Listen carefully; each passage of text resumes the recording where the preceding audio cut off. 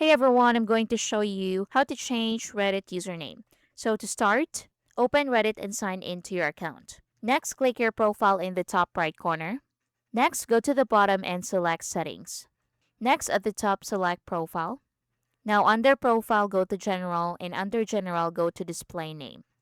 Now if your account is eligible, you'll see the option to change your username. Follow the prompts to choose a new one and save your changes.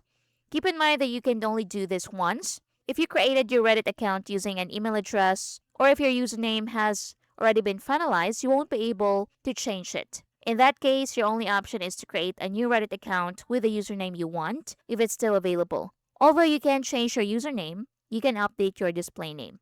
So, on the edit profile screen, tap display name under general, then enter your preferred name and tap save.